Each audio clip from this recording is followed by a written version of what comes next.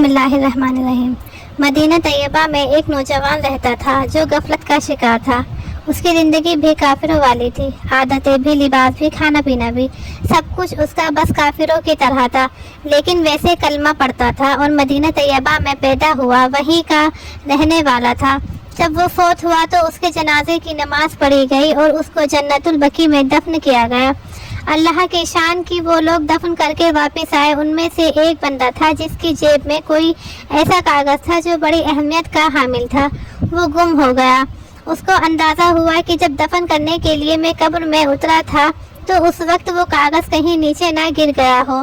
کاغذ بہت اہم تھا، چنانچہ اس نے حکومت سے اجازت مانگی کہ قبر کو کھولا جائے اور میرا وہ کاغذ اتنا اہم ہے وہ نکالا جائے۔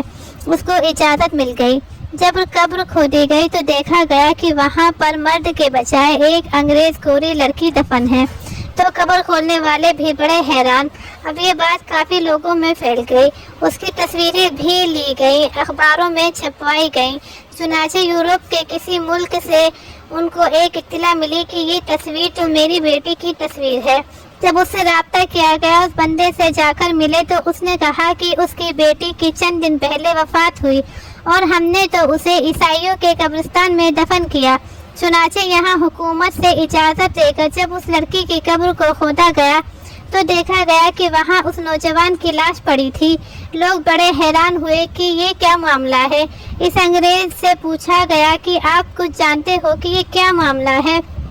تو اس نے کہا کہ اور تو مجھے پتا نہیں، لیکن اتنا مجھے اندازہ ہے کہ میری اس بیٹی نے کچھ دنوں سے اسلام کے بارے میں کتابیں پڑھنی شروع کر دی تھی اور یہ مجھے بار بار کہتی تھی کہ میں دین اسلام سے محبت رکھتی ہوں۔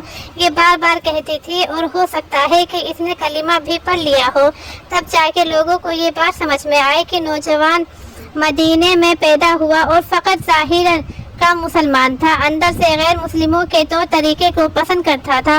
اس کو اگر جنت البقیع میں دفن کیا گیا تو اللہ نے اس کی لاش کو عیسائیوں کے قبرستان میں پہنچا دیا، اور عیسائی لڑکی اگرچہ عیسائیوں کے قبرستان میں دفن کی گئی، دین اسلام کی محبت رکھنے کی وجہ سے اللہ نے اس کی لاش کو جنت البقیع میں پہنچا دیا۔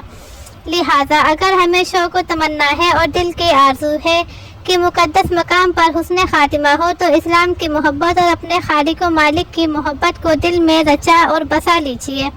اسی سے ملتا جلتا واقعہ حضرت تھانوی نے بھی بیان فرمایا ہے۔